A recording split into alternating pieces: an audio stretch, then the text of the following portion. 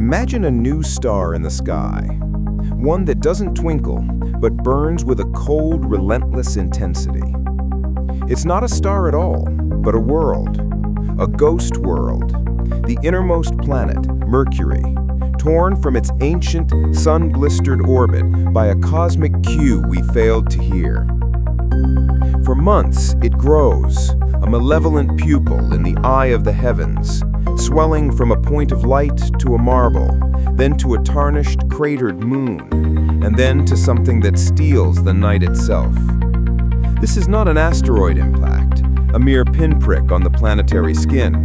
This is a planetary merger, a collision of two entire histories, two destinies, a meeting of a barren iron core and a living, watery world.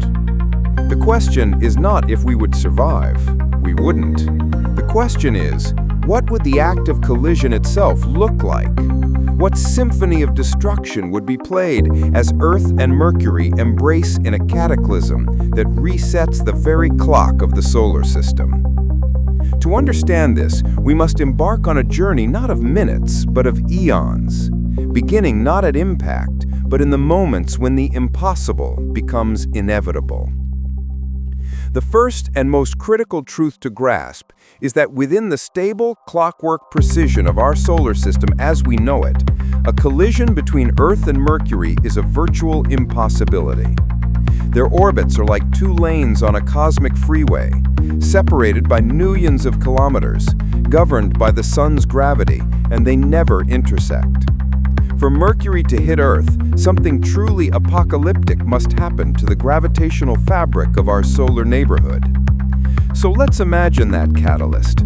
Perhaps it's a rogue star, a dark, wandering body of immense mass that passes through the outer Oort cloud.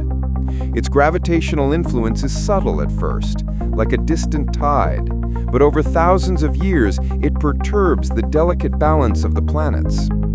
Or perhaps it's a series of resonant gravitational kicks from a Jupiter grown unstable, its own orbit altered by the same interstellar intruder. These kicks, over millennia, would amplify Mercury's orbital eccentricity. Its path around the Sun, already the most elliptical of the planets, would become a wild, ever-widening ellipse, a lasso being swung by the Sun. Each perihelia, its closest approach to the Sun, would see it whip around our star at a significant fraction of the speed of light, while each aphelion, its farthest point out, would stretch further and further out into the realm of Venus, then Earth, then beyond. For centuries, it would be a specter, a ghost world only noticed by astronomers who would see the subtle wobbles it imparts on other planets long before they could directly image it. The calculations would be checked and rechecked, the results met with disbelief, then dread. The trajectory would be clear, a future unavoidable intersection with Earth's orbit. Not a near miss, but a direct hit. The countdown would begin, not in years, but in orbital periods. Mercury's journey from a predictable inner planet to a solar system-wide wrecking ball would be a slow-motion unraveling, a dance of gravity turning deadly. The energy required to shift Mercury so dramatically is almost unimaginable, equivalent to billions of the most powerful nuclear weapons ever built. But it is this very energy that sets the stage for the violence to come. As Mercury's path destabilizes, it would become a trigger for further chaos, potentially scattering asteroids from the belt, nudging Mars, turning the inner solar system into a chaotic pinball machine for millions of years before the final fatal encounter. This long prelude is essential because the collision isn't an isolated event. It's the climax of a solar system-wide catastrophe that has already doomed any potential life on Mars or Venus, making Earth the final stop on Mercury's destructive tour. The journey inward from the outer solar system, where the rogue star's influence is first felt, would be a cascade of gravitational dominoes. The ice giants, Uranus and Neptune, would have their orbits shifted first, their vast distances making them susceptible to even tiny gravitational nudges. This would in turn affect Saturn and then Jupiter. Jupiter, the solar system's gravitational vacuum cleaner and stabilizing anchor, would itself begin to wobble. Its immense gravity, which usually protects the inner planets by flinging comets away or consuming them, would now turn its attention to the smaller bodies within its influence. The asteroid belt would be stirred into a frenzy, with countless rocks being ejected inward. But the primary victim of Jupiter's new unstable dance would be Mercury.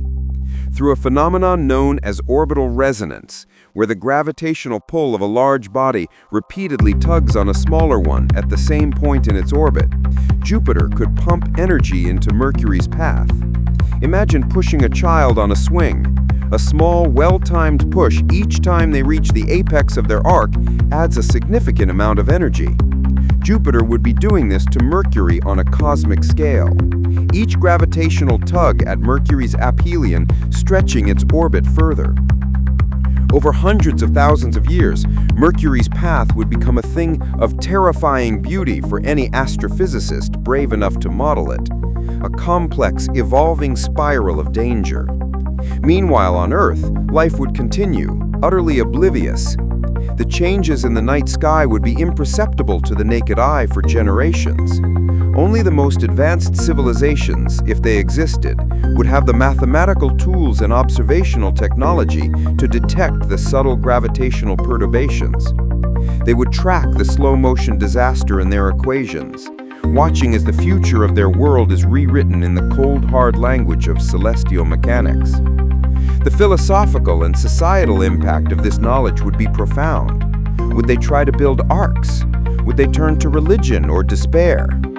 The certainty of doom with a timeline of centuries or even millennia would create a psychological burden unlike any other in history. The pre-impact era would be a long, slow goodbye to a stable universe, a gradual dimming of the light of hope as the celestial clock ticked down.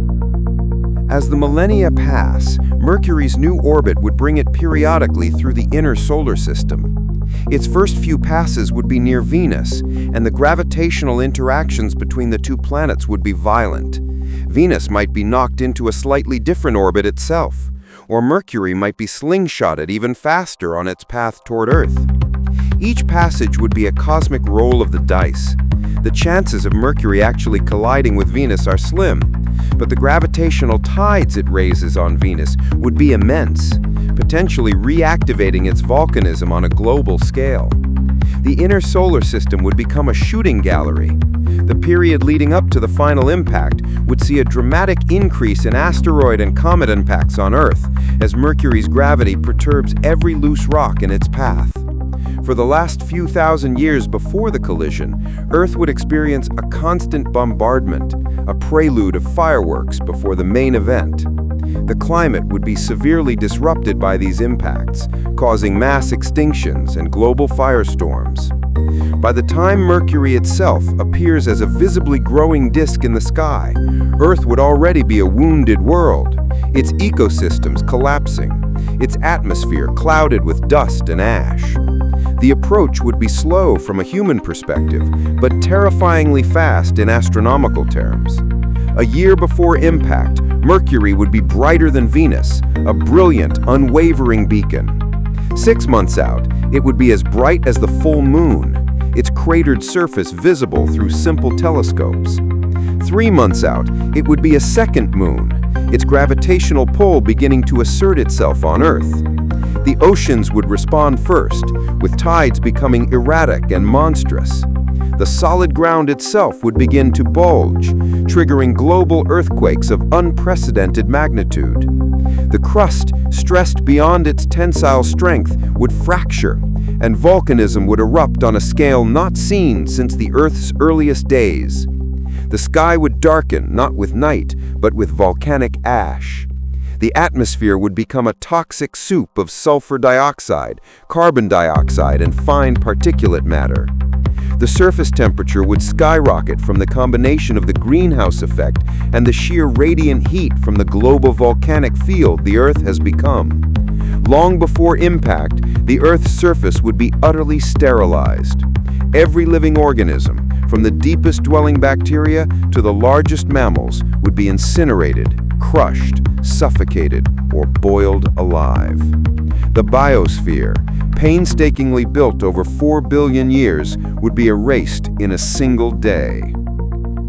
The atmosphere itself would begin to be stripped away. The closer Mercury gets, the stronger its gravitational pull on the air we breathe. A significant portion of the atmosphere would be literally pulled into a vast swirling plume, stretching from Earth towards Mercury, like a cosmic ribbon of doom. The remaining atmosphere would be superheated by the infalling debris from the volcanic eruptions and the constant meteor showers from asteroids caught in Mercury's wake. The sky would glow with a constant, worldwide aurora of incandescent gas. The very rotation of the Earth would be affected. Depending on the angle of approach, Mercury's gravity could break the Earth's spin. The moment of contact is not a meeting of two solid spheres. By the time the surfaces of Earth and Mercury are close enough to touch, both planets have already been utterly demolished by tidal forces. What actually collides are two vast, incandescent clouds of debris, the shredded remnants of crust, mantle, and core. The formal impact begins when the leading edges of these debris clouds meet. The energy released is beyond human comprehension. We measure large impacts in megatons of TNT. The Chicxulub impactor that killed the dinosaurs was estimated at 100 million megatons. The Mercury impact would be on the order of hundreds of trillions of megatons. The collision would occur at a velocity of tens of kilometers per second. The kinetic energy of Mercury's motion is converted instantaneously into heat and light. The temperature at the point of contact would reach tens of thousands of degrees, hotter than the surface of the sun. This is not an explosion. It is the birth of a second star, however briefly, in the solar system. The solid rock of both planets would not melt, it would be vaporized, turned into a plasma of atomic nuclei and free electrons. A fireball would expand outward at a significant fraction of the speed of light, consuming what little remains of the two planets. The shock wave would propagate through the entire mass of the colliding bodies, ensuring that no fragment larger than a molecule survives intact. The physics of such a collision are more akin to the models of planet formation in reverse. In the early solar system, planets accreted from smaller planetesimals colliding and sticking together. This is a hypervelocity, catastrophic disruption, where the energy far exceeds the gravitational binding energy of both bodies. Simply put, the force of the impact is so great that it overcomes the gravity holding each planet together. Both Earth and Mercury would be completely pulverized.